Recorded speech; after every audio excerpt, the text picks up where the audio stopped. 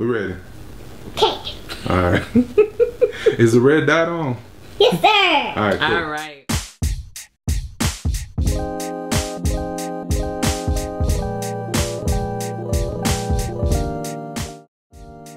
Hey, what's going on, everybody? Hello, you guys. This is Marvin, Amber, and Liberty. And we're with the Family O.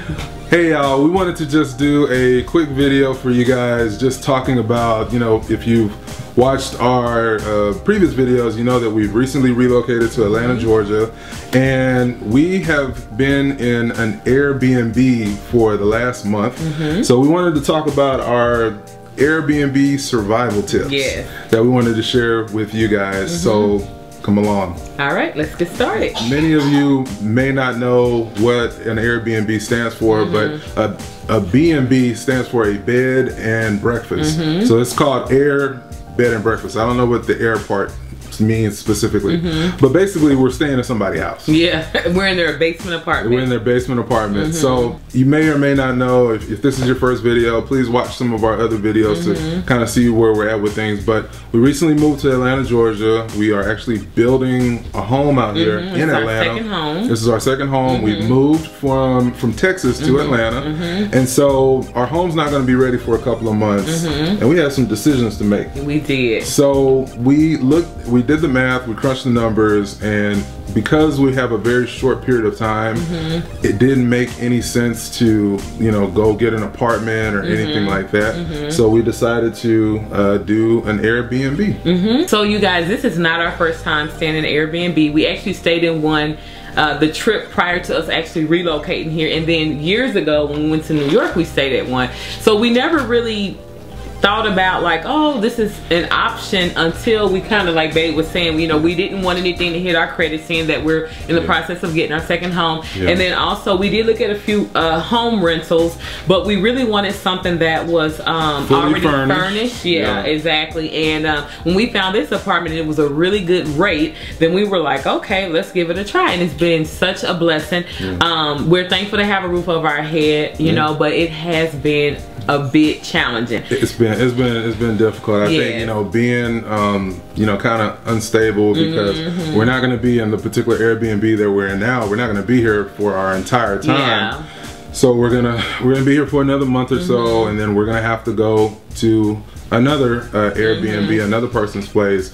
So it's been a little trying in that capacity, you know, just kind of, you know, not being stable, having to move around, you know, all that. But we just wanted to, again, share some survival tips that have allowed us to be as comfortable as possible. Yes, to be as much like home as possible. So you want to get started on yours? I'll get started. So you guys, we are self-admitted, we are kind of like germaphobes a little bit, and for the life of me, I cannot understand how anybody can go into the restroom and sit on the toilet without putting something down. So every time we've traveled, you know, you guys that have been following us, you know that we travel a whole lot. We always, you know, just put tissue on the seat and do our business and move on. We know it's too much information, but we want to share. And this is gonna help somebody. Somebody's gonna be like, oh my goodness, I never thought about that. But anyway, so our realtor actually here in Atlanta, in Georgia, came by one day and we were talking, and we were just telling her, you know, we were freshly new. We had been here like maybe 3 days, y'all. So already it was kind of just, I was already cringing at the whole idea that, oh my goodness, like for like 5 months, you know, I'm not gonna be able to sit on the bare toilet, you know.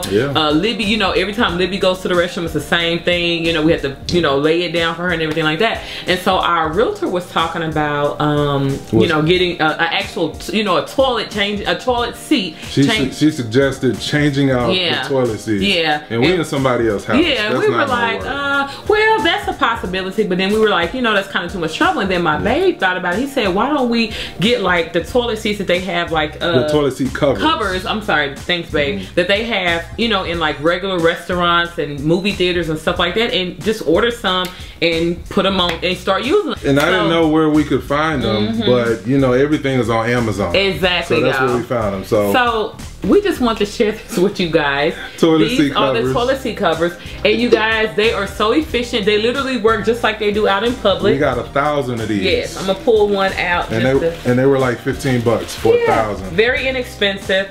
and it works like just normal, just like what you see out in public. On the seat. Yeah, and we sit it on the seat, and then like I'm extra special, y'all. I'll admit it. Yeah. I have to still add some tissue around it and then hang it so it doesn't touch the legs. Is anybody else?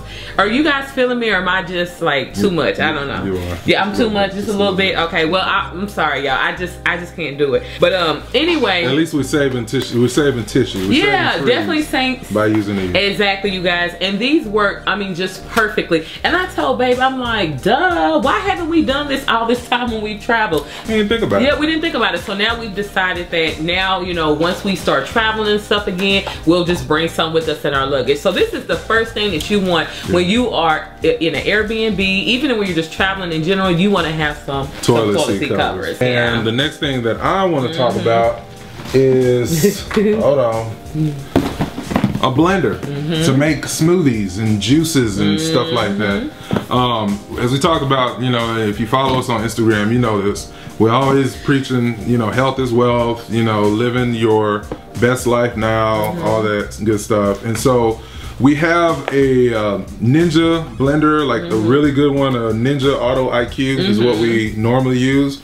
But we had that packed up because everything that we have that we brought with us is in storage. Yeah. So we still wanted to make our, you know, our green smoothies and stuff like that. But you know, we're on a budget and we're in somebody else's house. Yeah. So we found this Black & Decker. This is at Walmart. Exclusively at Walmart. Exclusively at Walmart. It's a Black & Decker Quiet Blender, Power Crush Personal Blender. It has 700 watts of crushing power. Ice crushing power is what it says.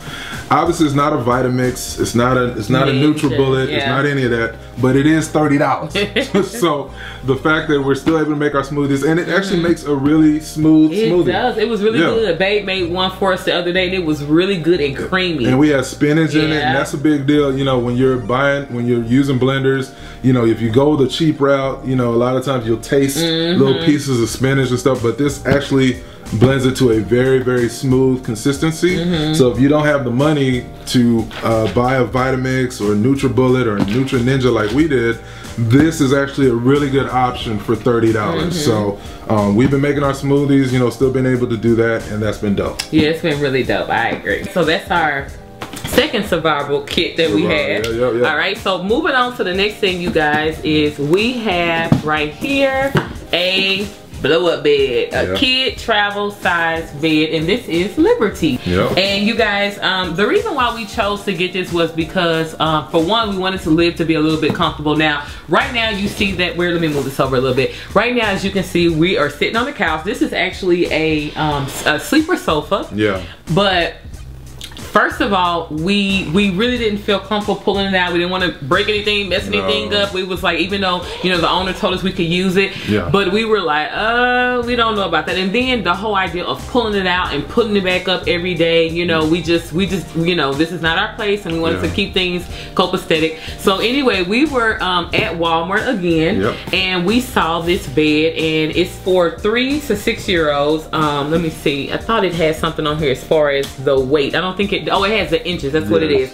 So it's for children that are and this is at Walmart as well. I think we said that. Yeah, I just said that. Yeah. But this is for kids up to 48 inches, which Liberty is well under that. And so we decided that we would get this, you guys. Now it doesn't have a nice. It does have a little cushion, but it's not super comfortable as what she's used to.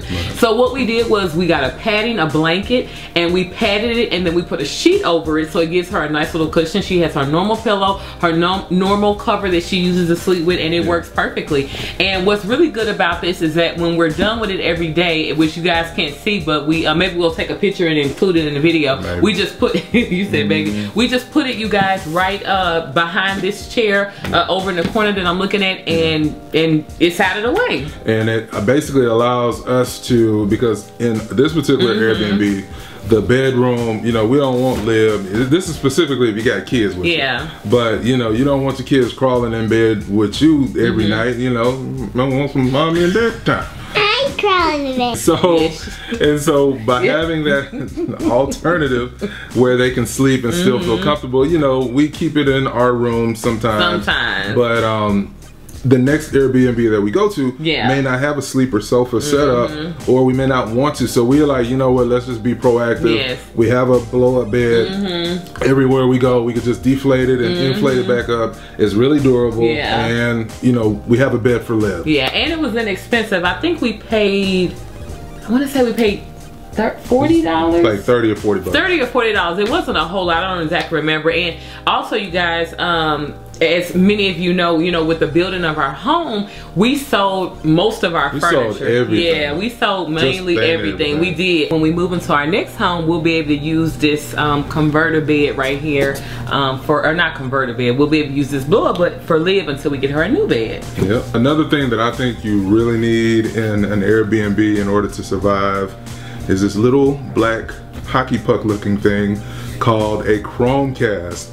So you may have heard of Chromecast, you may be more familiar with like Rokus and stuff like that, but this is a must-have in an Airbnb situation, because for us, we don't have cable, and we haven't had cable for a very long time. Yeah. The only really television that we really watch is online media, YouTube, Facebook video, all that kind of stuff, and this has been our cable.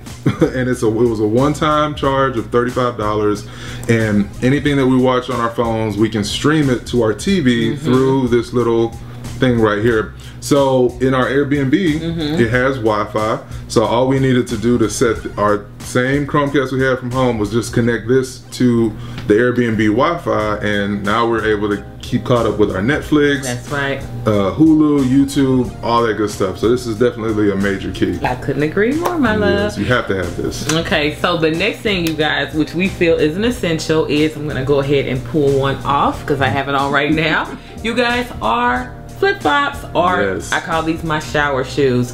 So there is just no way that we would take a shower without having something to protect our feet. There are shower shoes you can buy, but these were like, I don't know, maybe $3 or $4 or something at Walmart, or you can go to Old Navy and get some or whatever have you. But we feel like that's very essential just for walking around a house in general, especially in the place where we are right now. It has carpet, and so for me, I just feel that carpet can be kind of icky sometimes. She's a germaphobe. Yeah, it can have so many different things on it. So if you have your flip-flops, it's like, you don't have on your normal shoes, but you have on, like, I guess, house shoes that you can kind of move around the house. And then, of course, when you're in the restroom, having them there, and then having them in the shower as well, just to, keep, not as many germs from growing. And I'm a germaphobe, but the funny thing about me is, like, I was wearing sandals religiously when we first got here. But it's like now it feels more like home, so I have been guilty of walking around barefoot on the bare floor, and babe despises that. I just be like, babe, put your sandals, and Liv, I'm like, Libby does it, she really loses her mind. For real. Yeah, it's just like we're not in our comfort zone, so we're making it as home-like as we can, but I'm just like, you don't know who was in here before and just how they did things. And I know that, like, even with us, when we're on the table and Liv's eating whatever have you, I know she's making little spills and dropping things and stuff like that, so I could just imagine, other people as well. Yeah, and I mean, when we first got here, and this isn't in the picture here, but we got a whole thing of like antibacterial wipes, and so we wipe down everything, and you probably, from a germ standpoint, it's probably pretty sanitary and pretty clean when we wipe the toilets down and everything down, but we still rocking with covers. We still rocking with sandals. We've been cleaning the house just like it's been our home, because obviously we've been here after 2 weeks. Stuff gets really dirty, so we've done a deep clean of our basement apartment, but we still gotta protect ourselves. Just have to. That's the reason why, y'all, we are building our house, so we can be the only ones walking and all that type of stuff. So so we hope that these Airbnb survival tips have been very helpful for you. Of course, you may not be in an Airbnb for as long as we are. You might just be in an Airbnb just for a quick trip somewhere, couple of days, a week or something like that. But I still feel like, at minimum, if you're gonna be in an Airbnb, you gotta have a Chromecast, you gotta have the toilet seat covers. You really don't need the blow-up bed if you're not gonna be in a situation for very long, or if you don't have children and it's just you by yourself, or you and a loved one. But the majority of what we showed you guys is definitely going to be something you need. And an honorable mention is going to be books, and lots of them. We can't always watch TV. Obviously, you know, want to have to, especially with Lyft. Yeah, we use the Chromecast when we just really want to watch a quick TV show or something on YouTube, or music. We stream our music through like Pandora, Google Music, and all that. You can't stream that through the Chromecast. But we like books, y'all. You know, we are a reading family. This is something that we push really heavy for Liberty to be, and she's already reading at you a teacher, so what level would you say Lib is reading at this point? I would say at like 4 years old. Like first grade level. Yeah. That's pretty dope. Yeah, I mean, I'm brag on my baby. Yeah, like beginning first grade, you know. So and we're still working on, you know, just building her confidence and things like that. But once she gets going, she's like, look mommy, look daddy, and she wants to read to us all night. So that's encouraged us to step our reading game up, and we've been having a blast. I mean, we got some really good books.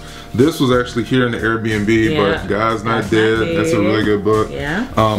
Our church that we've been visiting here in Atlanta called Victory World Church, the pastor wrote a book, The 10 Qualities That Move You from a Believer to a Disciple of Christ. So that was really dope. And we've gotten these here, Prince of Darkness. This was from the library. It's talking about the first black millionaire on Wall Street, which is dope. David and Goliath by Malcolm Gladwell. This is like a super dope key. He's a great author. And then we found this at Dollar Tree. Dollar Tree. A $1 book. Manhood, How to Be a Better Man or Just Live with One. So obviously baby don't have to worry about that. I am a better man. I'm a great man. He really is. But you know, these are all things, thank you sweetie. These are all ways that, you know, when we have downtime and we just want to be lounging and relaxing in our Airbnb, we just want like peace and quiet. You know, it's always good to DEAR, which is drop everything and read. Alright guys, so until the next video, hopefully these Airbnb survival tips have been helpful for you. If you have any additional tips that you want to let us know, please drop it in the comments below. We're gonna need it because we're gonna be here for a little while longer, and if we missed anything, you know, please let us know. Sounds good. I enjoyed doing this with you, baby. This was fun. It was fun. Alright y'all, until the next video, this is Marvin, Amber, and Libby's in the other room, and we're with the family. Peace.